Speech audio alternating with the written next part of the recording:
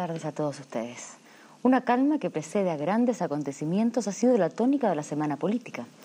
El tema de las reformas constitucionales, que parecía aprontarse a un descanso invernal, volvió a concitar interés cuando apareció una nueva propuesta, emanada esta vez del virtual precandidato a la presidencia de la República, Hernán Vigi. El silencioso exministro, en su primer documento de contenido político, propone una fórmula alternativa de reformas a la Carta Fundamental. Más allá de las consecuencias que esta propuesta pueda tener, lo importante es que señaló cuáles son, en esta importante materia, las cartas que jugará Vigi si finalmente es nominado candidato a la presidencia de la República. Mientras la centro-derecha buscaba fórmulas para reactivar la posibilidad de reformas a la Constitución, los 17 partidos de la Concertación más el País se debatían en otro crucial tema, la lista de candidatos para las elecciones parlamentarias. La discusión está en plena ebullición y el punto central de desacuerdo está radicado en el Partido Comunista. La democracia cristiana se niega a ir en listas comunes con esta colectividad y la izquierda ha amenazado con levantar a otro candidato presidencial si no se acepta su pedido. El futuro dirá si ello constituía una forma de presión o si efectivamente estas diferencias terminarán por dividir al conglomerado opositor. Estos son los temas que han sido los protagonistas de la semana política. Pero en este escenario, otro actor que tendrá una crucial importancia en las próximas elecciones está aguardando su turno, la televisión. El mundo político y el país en general esperan con creciente expectativa la llegada del próximo lunes, cuando finalmente se concretará la presencia en televisión, en el programa de nuestro canal, De Cara al País, de los dos precandidatos que hasta ahora han acaparado las preferencias del público en las encuestas de opinión, Patricio Aylwin y Hernán Vigi. El resultado de este debate se considera decisivo para conocer quiénes serán finalmente los que correrán tras el sillón de la moneda. Y en el caso de Vigi es su lanzada definitiva a la arena política. Esta tarde, junto a Gloria Stanley, tendremos la oportunidad de conversar con dos hombres que tienen mucho que decir sobre este tema, porque son las personas que han estado más cerca de los dos precandidatos. Gutenberg Martínez, secretario general de la Democracia Cristiana, y Sebastián Piñera, generalísimo de la campaña de Hernán Vigi. Muy bienvenidos a nuestro programa de esta tarde. Y antes de comenzar, quiero dar algunos pequeños antecedentes de quiénes son estos dos importantes personajes de nuestro almorzando de actualidad política de hoy. Gutenberg tiene 38 años, es casado con María Soledad Alvear y tiene 3 hijos. Es abogado y desde joven empieza a actuar en política. Ha dedicado su vida al Partido Demócrata Cristiano. En esta colectividad ha ocupado diversos cargos, entre ellos presidente de la Juventud Demócrata Cristiana, después vicepresidente del partido y actualmente secretario nacional de la colectividad política. Gutenberg pertenece a la línea del partido de Patricio Aylwin y tuvo una activa participación en lograr la elección de Patricio Aylwin como presidente del partido en esta etapa. En este otro lado de la mesa, Sebastián Piñera, 39 años. Son de la misma generación los dos. Pero un poco mayor, sí. Un año. Más experiencia. Casado con Cecilia Morel, tiene 4 hijos. Estudió economía en la Universidad Católica y luego obtuvo un doctorado en la Universidad de Harvard. Proviene de una familia de intelectuales, artistas y políticos. Por ejemplo, su padre fue embajador del presidente Frei. Su tío es el arzobispo de La Serena, Monseñor Bernardino Piñera. Entre sus hermanos, 2 economistas. José, que fue ministro de Estado en este gobierno, y el Polo Piñera, que es economista más bien de la línea de CIEPLAN. Sebastián es un próspero empresario, es presidente de varias empresas y la última de ellas lo trajo al mundo de la política y se inició en marzo cuando asumió ser el generalísimo de la campaña de Hernán Vigi. Vamos a empezar este programa con algunas preguntas a Gutenberg. Si Patricio Aylwin es definitivamente designado el candidato de la Concertación, ¿usted va a ser el generalísimo de su campaña? No por 2 razones. Una, porque no podríamos anticipar quién lo va a hacer, porque la nominación sería una nominación de conjunto entre todos los partidos de la Concertación. Pero supongamos que en segundo lugar, porque lo que hemos conversado nosotros en la democracia cristiana va en la línea de que en todo caso no sería yo el generalísimo. ¿No sería usted? No. ¿Y qué cargo ocuparía entonces? No, de alguna manera estaría colaborando activamente en la campaña. Yo soy secretario del partido. Eso, mientras lo siga haciendo, significan varias responsabilidades. ¿Quién va a ser el generalísimo en ese caso? Bueno, hay varios nombres. Yo creo que lo más probable es que la propuesta nuestra recaiga en el nombre de Enrique Krause. Perfecto, una noticia ya en este programa. Otra cosa que llama la atención en su participación dentro del Partido de la Democracia Cristiana es saber qué es lo que lo ha mantenido siempre tan cerca de Patricio Aylwin, que mal es de otra generación política. ¿Qué le atrae a usted estar cerca de él siempre? Bueno, lo que pasa es que don Patricio, para una cierta generación, los que estuvimos participando más activamente en el tiempo de la Unidad Popular y en estos 15 años, es como el prototipo de un político democrático, por así decirlo. Don Patricio además es una persona con mucha formación en términos del humanismo cristiano, que es una cuestión que también incide en nosotros. Y desde ese punto de vista ha parecido como una suerte de maestro, por decirlo de alguna manera, en la política. Yo creo que esa es la atracción natural que nos ha despertado a mi generación. Sebastián, el currículum suyo es muy extenso en cuanto a la cantidad de empresas en las cuales usted está participando ahora. Por ejemplo, es gerente general del Citicorp, presidente de CMB Agentes de Valores, presidente de Editorial Los Andes, presidente de Apple Chile. Sigue la lista en forma bastante larga. ¿En qué lugar de su vida cabe la empresa política hoy día al ser generalísimo de la campaña de Hernán Vigi? Bueno, en primer lugar, la verdad es que a mí me ha tocado participar en la formación de empresas, que son empresas que parten pequeñas e intentan crecer, pero en este momento yo prácticamente he dejado todo de lado y estoy trabajando muy de cerca con Hernán Vigi. Él, como todo el país sabe, está en un proceso de reflexión y de consulta, y yo le puedo decir a usted de que sin duda el tiempo se le está acabando, pero él aún no ha asumido ni ha adoptado su decisión. ¿Para estos días se espera? Yo creo que él debiera tomar una decisión en un futuro muy cercano. Sebastián, a propósito de generalísimo, ya que estamos hablando de este tema y Cecilia lo ha puesto en el tapete. Hace una semana el almirante Patricio Carvajal, ministro de la Defensa, ha señalado que le parecía óptima la dupla político-técnico Pinochet-Vigi. El mismo día que se formularon esas declaraciones, los periodistas abordaron a Hernán Vigi en Valparaíso. Y en las 3 o 4 oportunidades, me recuerdo haberlo leído, en que Hernán Vigi fue abordado sobre este tema, se rehusó responder categóricamente. Sin embargo, esa misma tarde, usted, como generalísimo, sacó una declaración rechazando tajantemente las declaraciones del ministro Carvajal. Entonces, mi pregunta es bien directa. ¿Por qué no pudo decir lo mismo que dijo usted el propio Hernán Vigi? ¿Y no cree usted que el hacer esta declaración, el generalísimo y no Hernán Vigi cuando fue consultado, lleva a muchos a plantearse quién es verdaderamente el hombre detrás del hombre, Hernán Vigi? ¿Es Sebastián Piñera? Bueno, yo le puedo responder con total claridad. Tal vez hay que conocer mejor a Hernán Vigi. Hernán Vigi es un hombre que cuando dice algo, lo piensa. Él dijo que no quería tener una actuación pública en el periodo previo a la aceptación o a la eventual aceptación. Y se ha tenido a esa actitud. Ha hecho una excepción en la cosa constitucional por la importancia que tiene para el país. En esa oportunidad yo naturalmente conversé con Hernán Vigi y la respuesta nuestra, porque yo como principal asesor o eventual generalísimo de él, naturalmente que converso con él las cosas que hacemos, fue categórica. El almirante Carvajal se equivocó, no interpretó bien la Constitución, indujo error a muchos chilenos, puesto que la Constitución es tajante en esa materia. El presidente de la República tiene el gobierno y la administración del Estado, y esa es la función política. Y el comandante en jefe, quien quiera que sea, va a tener como responsabilidad lo que la Constitución le asigna, es decir, la seguridad y la defensa de este país en un contexto de una fuerza obediente y no deliberante. El almirante se equivocó y nosotros se lo hicimos notar. Es que yo iba más bien a la forma, a quién decía qué. ¿Quién era el final? Yo quisiera hacerle un comentario. Yo creo que, aparte de responder, podemos comentar y dialogar un poco. Yo creo que lo que dijo el ministro Carvajal, para mi juicio, es muy importante en un doble aspecto. Uno es el que señaló Sebastián. Obviamente el ministro se salió de todos los marcos constitucionales. Pero el segundo aspecto que a mi juicio es muy importante es que el ministro le deja en claro al país que, al menos en la opinión de él, Sebastián podrá no estar de acuerdo con el ministro Carvajal, en la opinión de un ministro, el ministro de Defensa, de un gobierno militar, la dupla es Vigi-Pinochet. Yo creo que ese es precisamente, a mi juicio, la claridad más importante de la declaración, que Vigi es un hombre funcional. Pero al margen de toda esa opinión política, yo quisiera volver a plantearlos a ustedes, ya que estamos aquí con dos cuasi generalísimos. En este momento generalísimo, usted es el precandidato. El tema de los candidatos mismos.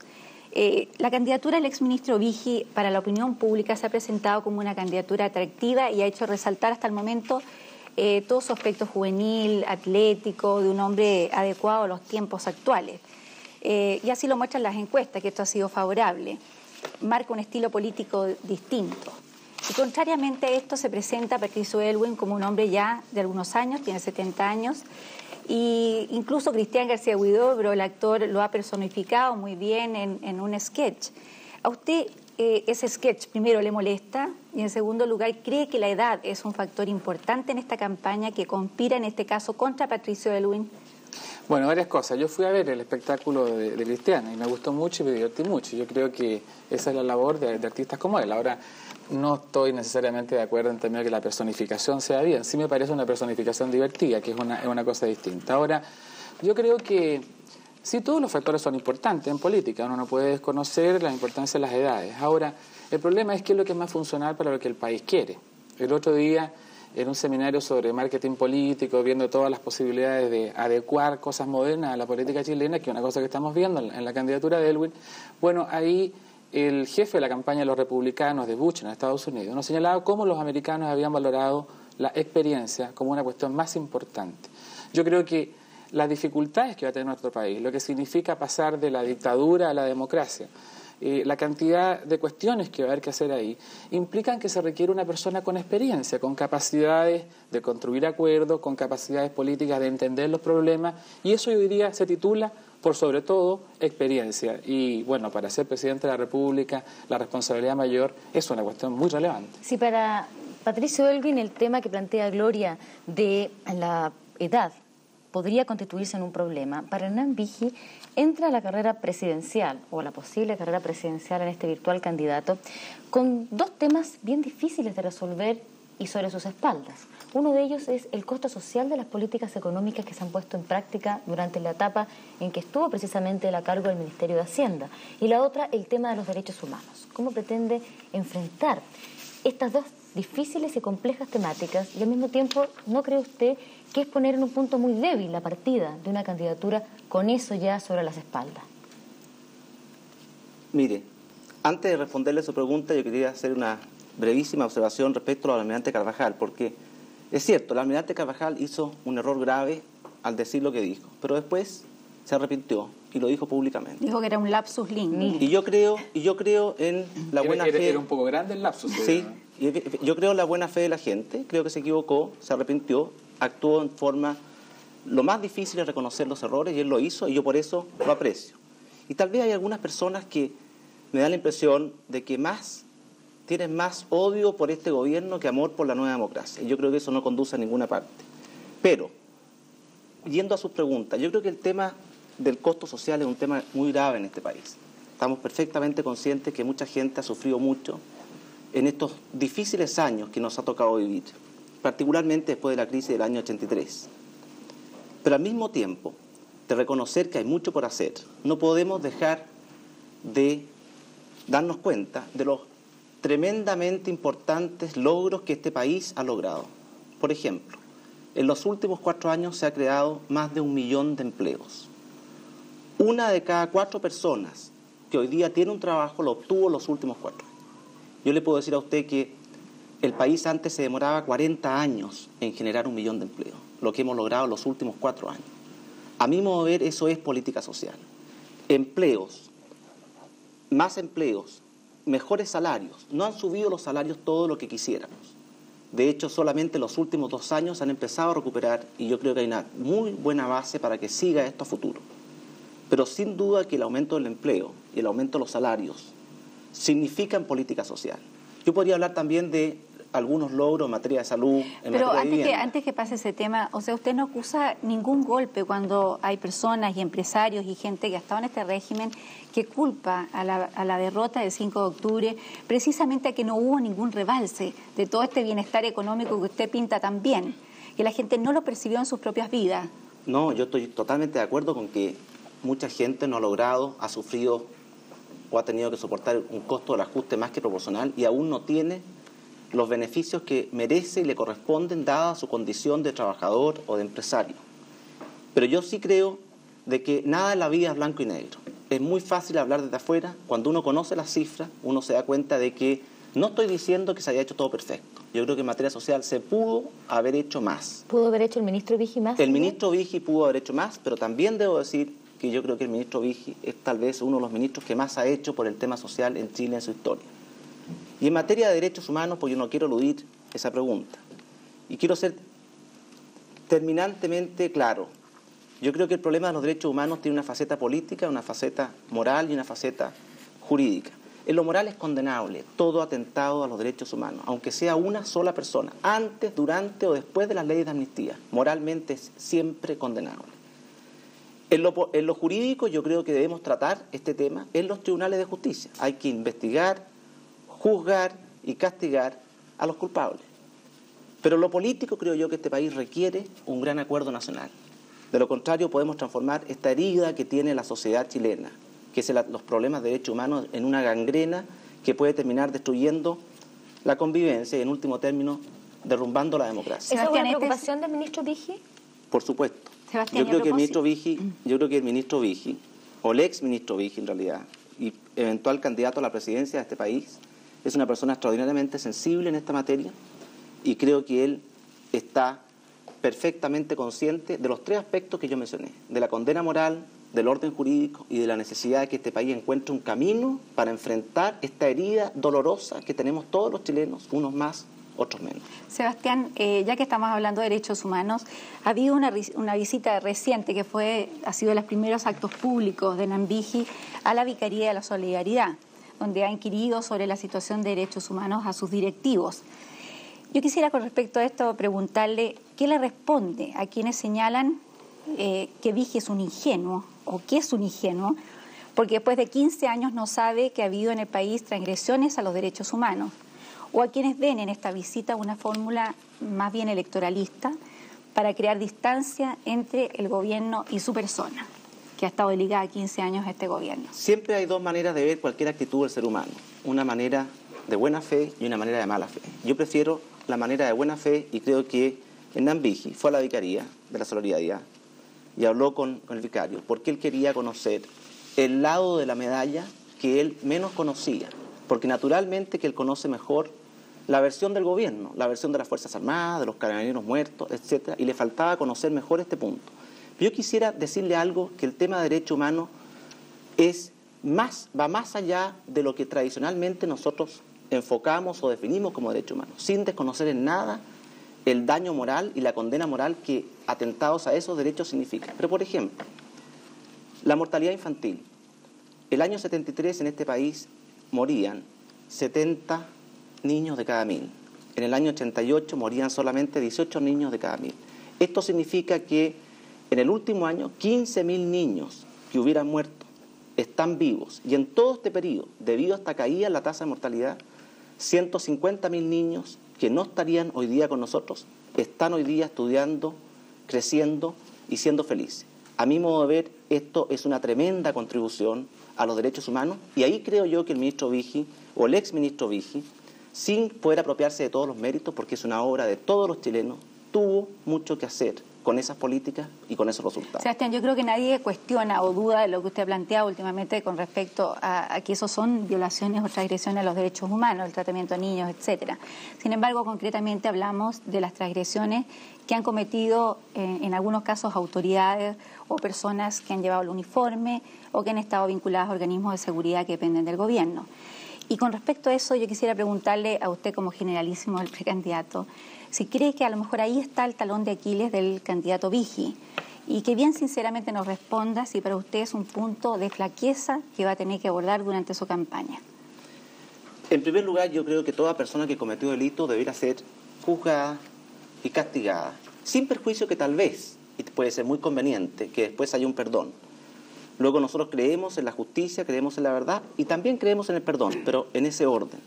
Ahora, yo creo que Hernán Viggi es una persona que no tiene realmente responsabilidades individuales, y quiero ser muy preciso en esto en materia de derechos humanos. Todos nosotros podríamos compartir las culpas de los derechos humanos. Yo creo que aquí hay dos tipos de pecados, si puedo hablar en un lenguaje más general. El que es individual, el que uno comete deliberadamente, y el que es público o colectivo, cuando lo comete un conglomerado de personas. Por ejemplo, yo no culparía a Patricio Aylwin de ser responsable de los atentados terroristas de algunos grupos marxistas que hoy día son sus aliados en la Concertación, porque sé que él no lo quiso deliberadamente. Y por la misma razón yo tampoco culparía a Hernán Vigi, que ha dedicado su vida de trabajo a producir bienestar, a producir empleos, a producir vivienda, a producir salud, de errores descalificables que han cometido algunas personas ligadas al gobierno, a las Fuerzas Armadas y también a los sectores de oposición.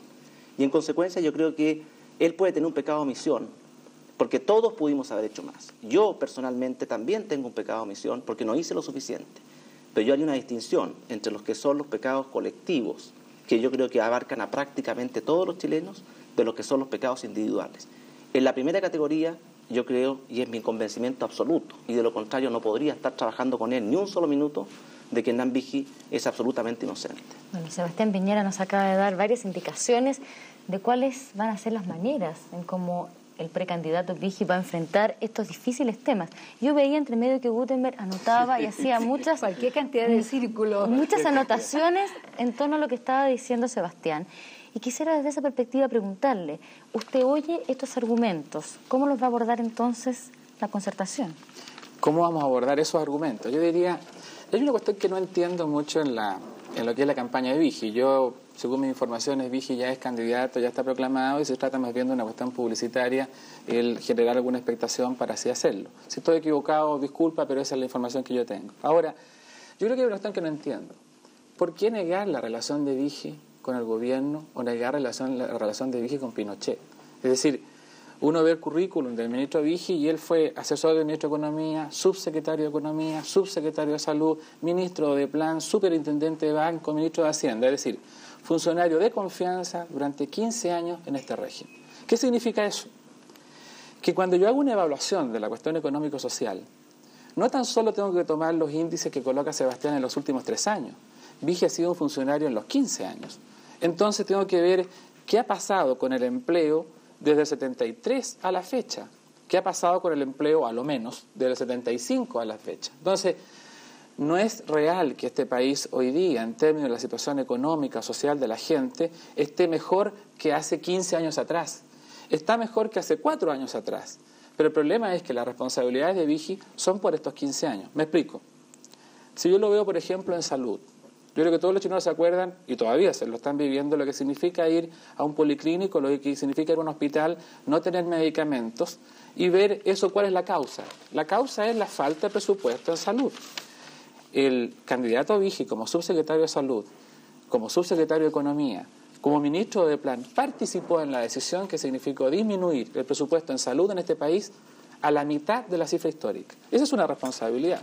Si yo me paso, para completar más o menos en el mismo tiempo de Sebastián, si yo me paso, por ejemplo, al tema del salario mínimo, yo tengo declaraciones del ministro Vigi, que si Sebastián quiere se las leo, en la cual era contrario a alzar el salario mínimo en marzo de este año.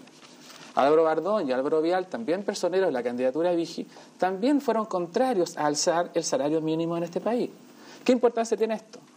Que si yo veo la cifra, el salario mínimo el año 1970, en algo que entenderían todos los chilenos, daba para comprar 440 kilos de pan. Si yo tomo hoy día el salario mínimo, a pesar de haberse alzado hace poco tiempo atrás, da para comprar 138 kilos de pan. Una cuestión tan concreta como esa. Bueno, en estos 15 años, alguien que está en el manejo de la economía no tiene responsabilidad frente a esto, ahí hay una responsabilidad. Y termino, derechos humanos, porque es un tema candente. Yo respeto como nadie a todas las personas. Y yo tengo la mejor opinión, y lo digo en las cámaras, de Sebastián, y la mejor opinión en lo personal de Vigi. Ese no es el tema. Yo no tengo ninguna duda de que él es inocente en cuanto no ha cometido una violación personal respecto a los derechos humanos. Pero el problema es que cuando uno aspira a ser presidente de la República, hay una cosa que se denomina la responsabilidad política y la consecuencia en la política. La pregunta es, lo que no hizo ayer, ¿por qué lo va a hacer mañana? Lo que no hizo ayer en economía, en cuestión social, ¿por qué lo va a hacer mañana? Lo que cayó ayer en materia de derechos humanos, ¿por qué lo va a hacer mañana? Y termino con el ejemplo, que Sebastián lo conoce porque lo hemos conversado en otras oportunidades.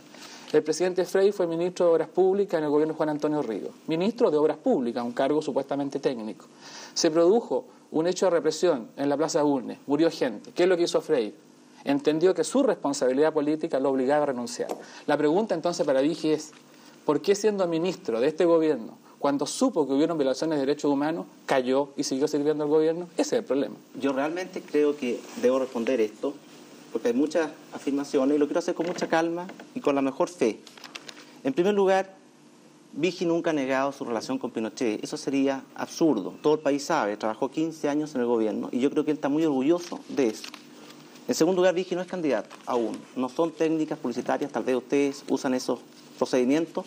La verdad es que yo creo que tú no conoces a Hernán Vigil y es una persona que dice lo que piensa y actúa en consecuencia.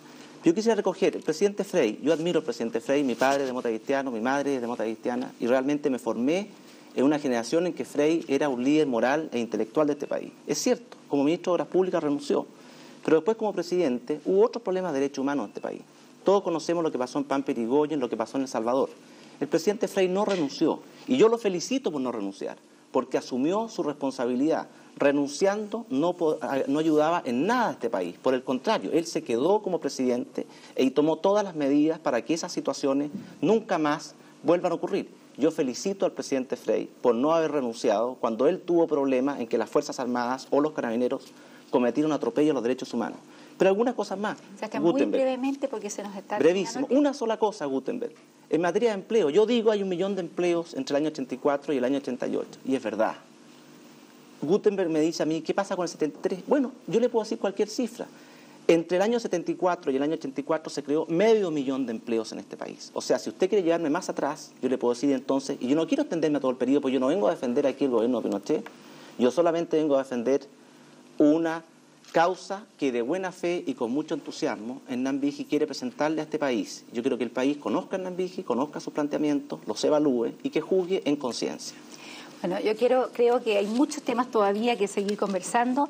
Yo quería agregarle solamente cuando quería interrumpir a Gutenberg que Jacques Seguela, el publicista francés que hizo posible el triunfo de Mitterrand en las elecciones en Francia, señaló que punto crucial para los dos candidatos que se enfrentaran a diciembre era alejarse tanto de Pinochet, de general Pinochet, como por el otro lado de la izquierda y del gobierno de Salvador Allende. Pareciera entonces que los encargados de las campañas políticas no están haciendo caso a los publicistas.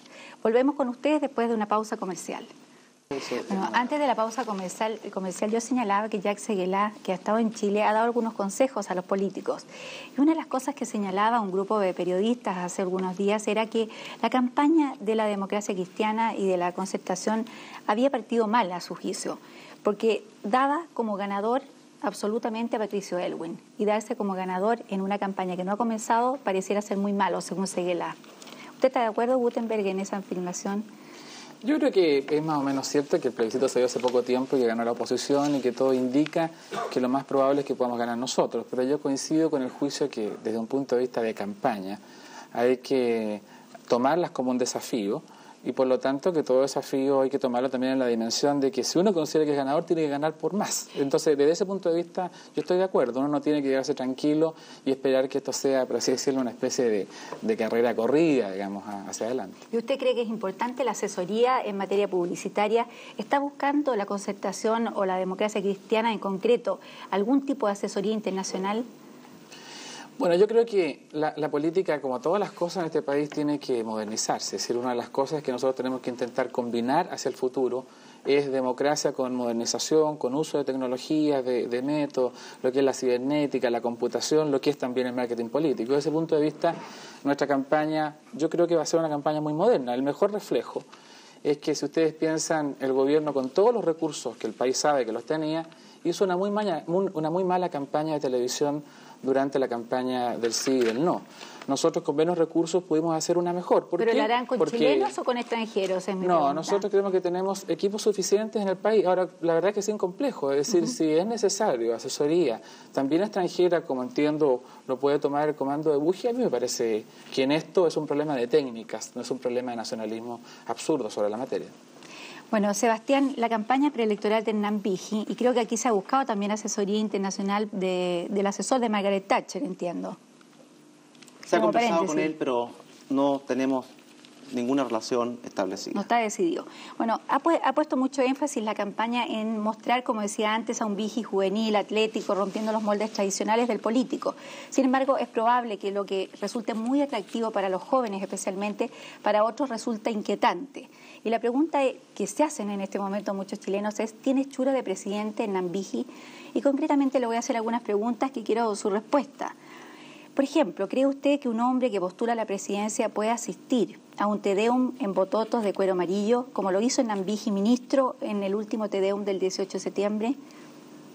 Yo creo que eso no es lo importante en Nambiji. Yo creo que lo importante en Nambiji, y tal vez esta cosa juvenil, es un mero símbolo de algo mucho más profundo.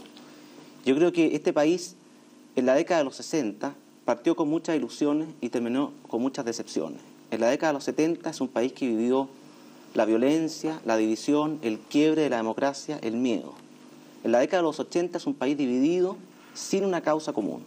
Nosotros creemos que las personas que son responsables de esa década, y que eso es la experiencia política tal vez a que se refería Gutenberg, no han logrado solucionar los verdaderos problemas de este país. Patricio Aylwin decía que pertenecía a una generación fracasada. Yo creo que cuando uno analiza estas décadas, tiende a estar de acuerdo con él, lo cual no significa que sea su responsabilidad, es toda una generación. Lo que postula Nambiji realmente, y eso es lo que a mí me entusiasma de su proyecto, es una nueva generación, la generación del 90, casi recordando a lo que fue la generación del 90 de Machado y Unamuno, que visualizaron una España distinta. Es una generación que pretende en Chile establecer la democracia con libertad, con justicia, con paz, con prosperidad. Mucha gente puede creer que todo eso es un sueño. Tal vez, ese es nuestro sueño y por eso estamos nosotros en esta causa. Sebastián, ¿pero qué hace usted con Vigil ya presidente, que decide los fines de semana salir a escalar al Monte Aconcagua o hacer a las deltas y con ello pone en riesgo la seguridad del Estado? Por supuesto que no pone en riesgo la seguridad del Estado. Si Nambiji fuera presidente, él naturalmente que tiene también derecho a su tiempo libre, como lo tendrá también si fuera presidente don Patricio Aylwin. Unos estarán en el Algarrobo y otros estarán subiendo a la montaña. Esos son gustos personales que yo creo que no son lo más importante de esta campaña. Lo importante, creo yo, es que Vigi y la generación que él representa es el cambio. Pero no es cualquier cambio, es un cambio con paz, con prosperidad, con libertad. Yo creo que el otro cambio puede ser un cambio distinto. Yo creo que este país quiere cambios pacíficos y no quiere más revoluciones. Ha tenido demasiadas revoluciones y ha sufrido demasiado en los últimos 40 años para seguir en este clima de guerra. Bueno, empezamos a conocer un interesante tema que a todo el mundo está como muy ansioso por saber más, que es el de las campañas. Gutenberg, cuando empezamos a pensar en la posible campaña que tenga Patricio Aylwin, pongámonos que él sea nominado ya el candidato de la Concertación. Hay algunos ingredientes importantes de saber que va a tener la campaña. Por ejemplo, ¿cuál va a ser el eslogan con el cual usted promovería esa campaña de Patricio Aylwin? Bueno, antes de contestar el eslogan, yo diría que nuestra campaña tiene que tener una importancia, sobre todo en comparación, creo yo, con la que pudiera tener el exministro Vigi. Esta es que nosotros tenemos que sustentarla sobre la base de la confianza y la credibilidad.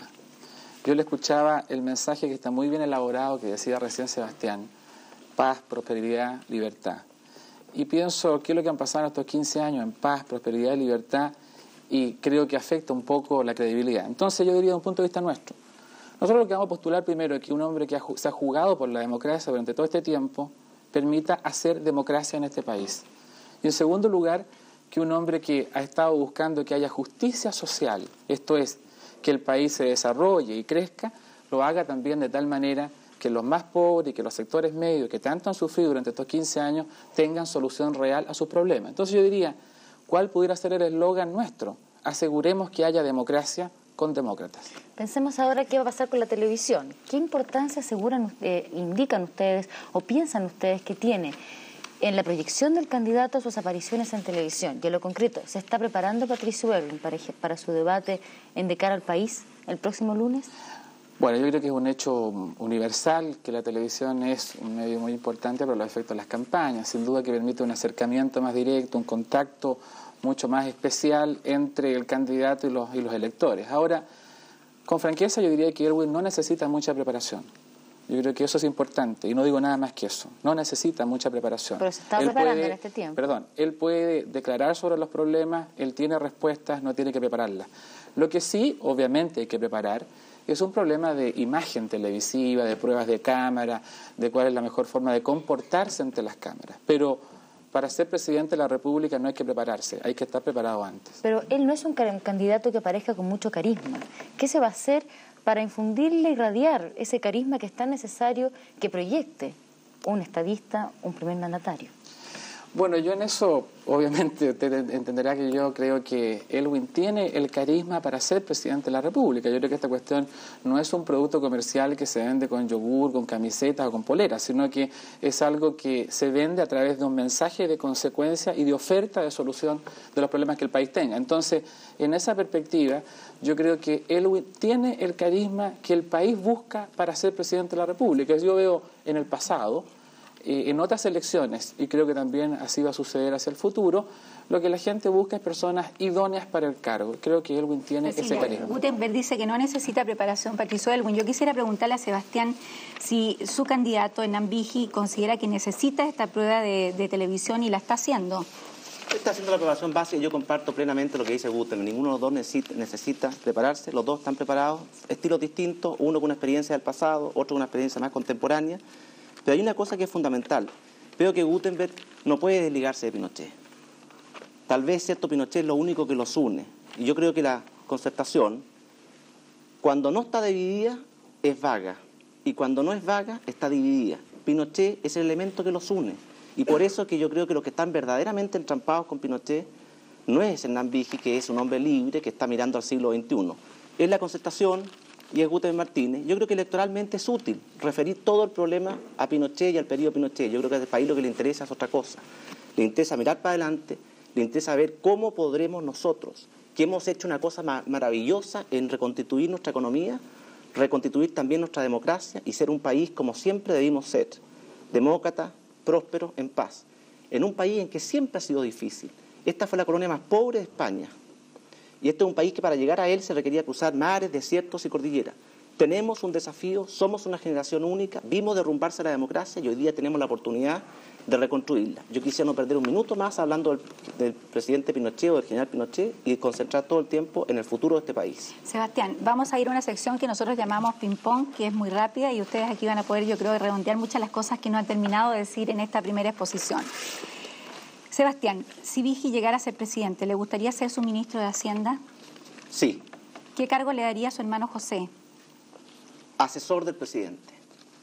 De no ser Elwin el candidato a la concertación, ¿a quién da usted sus preferencias? ¿A Alejandro Ales, Enrico Silva Sima, Eugenio Velasco o a otros hombres de su fila? Creo que cualquiera de los tres lo haría muy bien. Sebastián, en su opinión, si Vigi llega a ser presidente, ¿cuál es el primer problema que deberá abocarse a resolver? El problema de la pobreza y el problema de la paz. ¿No cree usted, Gutenberg, que Patricio Elwin es un candidato demasiado mayor? Qué lástima que en la respuesta anterior, bueno, uno podría hacer alguna reflexión respecto a los 15 años, pero en todo caso, no, yo creo que no es un candidato mayor, creo que es un candidato adecuado para lo que el país necesita. ¿Por quién votará su señora, Sebastián? ¿Por su candidato Nambiji o por el de la oposición? Yo creo que ella, como una mujer libre, está evaluando a los dos y va a tomar una decisión y yo se la respetaré cualquiera que sea. ¿Y usted por qué cree que votará? Yo creo que va a votar por Hernán Vigi. ¿Usted ha tomado cursos de entrenamiento televisivo, Gutenberg, personalmente? Nosotros tenemos en el partido una pequeña unidad que nos asesora en esto y sí, he tomado, digamos, algunos de esos. Qué interesante. ¿Es usted, Sebastián, de los que cree que la Vicaría de la Solidaridad protege a los terroristas? Por supuesto que no.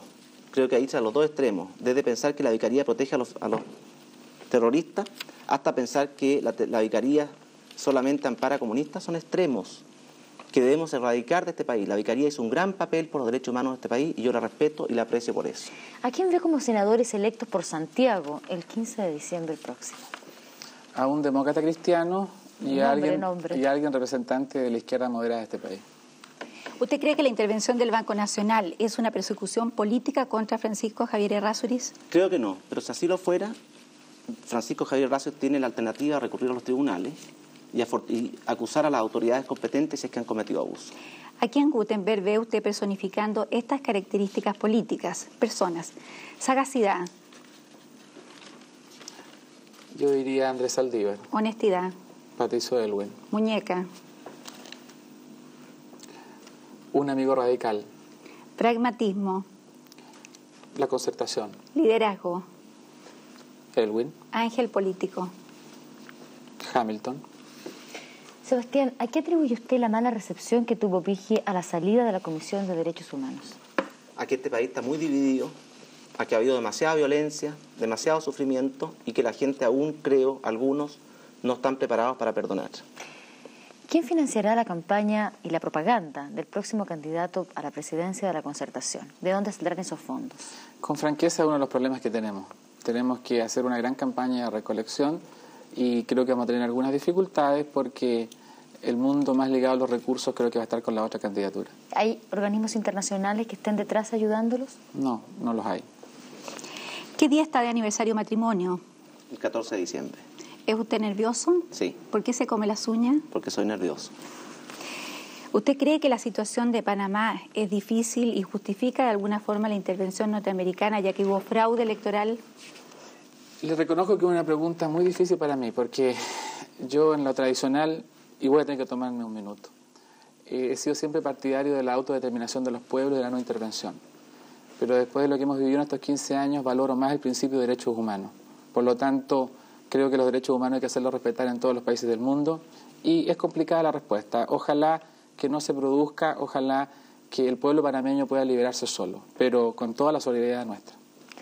Sebastián, ¿desde cuándo conoce usted personalmente a Hernán Vigi? Lo conozco desde hace muchos años porque estamos en el mismo mundo, el mundo de la cosa económica y social, pero... ¿Personalmente? Hace 2 años me ha tocado conocerlo personalmente y en forma más intensa, naturalmente, los últimos 35 días en que hemos trabajado 24 horas al día. ¿Fue usted a ver a Francisco Javier Errázuriz al caer enfermo él al hospital? Sí. ¿Por qué fue? Me ha tocado compartir una mesa, bueno, que también la compartimos con Sebastián durante mucho tiempo, semanalmente, en unos almuerzos de una revista. Y también me tocó ser copartícipe con él de unos programas de televisión. Ahí se generan lazos humanos y me parecía una muestra de solidaridad humana obligada el visitarlo. Sebastián, esta pregunta va doble. Pongamos en la hipótesis, el día lunes le va mal en televisión a Hernán Vigi y el día martes Renovación Nacional decide retirarle su apoyo. ¿Qué le aconseja a usted en este momento como generalísimo? ¿Que se retire o que siga adelante? Yo creo que el día que él tome su decisión va a ser una decisión final que llega hasta el día 14 de diciembre. En consecuencia, si ha tomado su decisión, yo lo voy a apoyar hasta el final. Y si la decisión de Renovación Nacional es apoyar a Jarpa, ¿usted en ese caso qué hace? ¿Trabaja por él o no? El apoyo de Renovación Nacional es una cosa interesante, conveniente, atractiva, pero no indispensable. Yo diría, si él ha tomado su decisión, voy a apoyarlo hasta el final, y si él no ha tomado su decisión, él naturalmente que va a considerar, como cualquier hombre pragmático, qué apoyos tiene. De ganar la oposición, Gutenberg, ¿usted ve a Patricio Aylwin llamando a Hernán Vigi a colaborar con el nuevo gobierno? No, no lo veo. Sebastián, se dice que Hernán Vigi estuvo vinculado al MAPO durante su etapa universitaria. ¿Es eso verdad o no?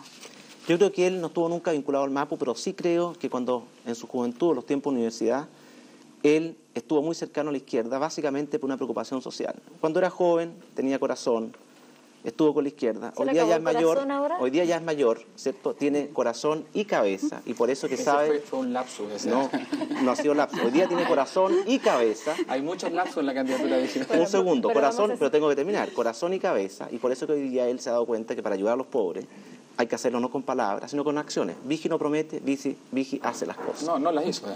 Bueno, por supuesto que las pero vamos a continuar con este ping-pong. Si Patricio Aylwin ganara la presidencia de la República, ¿cuál sería la primera acción que emprendería? Yo creo que sentarnos en una mesa, empresarios y trabajadores, para ver cómo en conjunto levantamos una economía en el país con mayor justicia social. Sebastián, ¿cuánto cuesta la candidatura de Vigi? Hasta ahora la candidatura de Vigi, propiamente tal, no ha costado, puesto que trabaja un grupo de personas de honores. Hay un comando independiente por Vigi que ha hecho alguna publicidad, pero ese presupuesto yo no lo conozco. ¿Y las platas son de recursos nacionales o extranjeros? Bueno, yo en esa materia, yo estaba muy disgustado cuando se intentó o se va a intentar quitar el respaldo público a las campañas, porque la nuestra campaña va a ser una campaña en pesos, y tal vez la de Gutenberg puede ser en marcos o en dólares, y está muy bien cotizada esas dos monedas. No, yo haría un desafío, es decir, hagamos públicos los financiamientos de uno y otro, sepamos quién financia a quién, y así que el país juzgue. Lo aceptamos de inmediato. Ok, lo vamos a ver si que Vigi es candidato, porque parece que no se ha definido por lo que tú decías, aunque yo entiendo que lo es. Si el gobierno coge el planteamiento de Vigi con respecto a las reformas constitucionales, ¿usted sería partidario de llamar al país a que votara o que sí por esas reformas?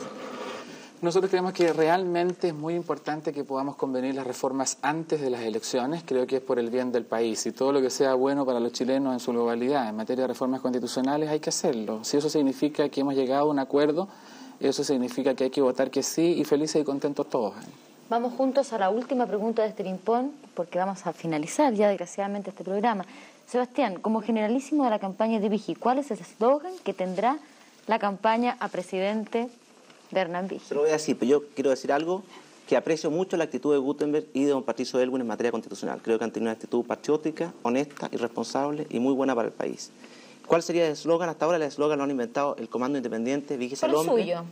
Yo creo que sería Vigí es una nueva generación que nos va a conducir a un país democrático, libre y próspero. Pero un poco largo como eslogan. Después, ¿cierto? Después Gutenberg me ayudará a cortarlo. Gutenberg me ayuda a cortarlo. Falta experiencia en ese Por lado. último, Gutenberg, ¿cómo cree usted que la juventud percibe a Patricio Aylwin?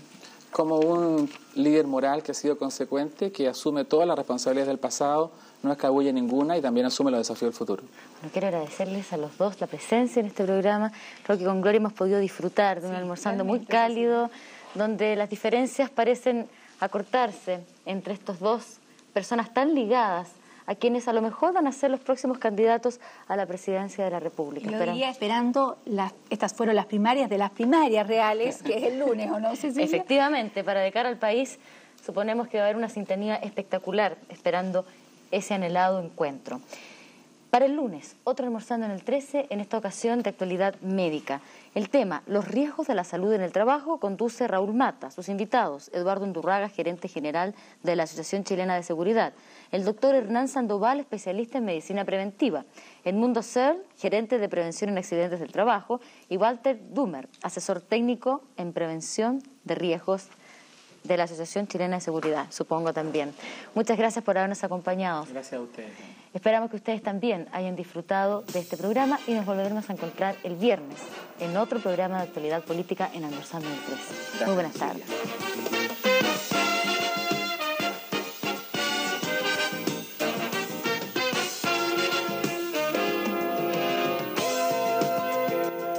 Ya llegan las noticias de Teletarde y luego presentaremos Roque Santeiro.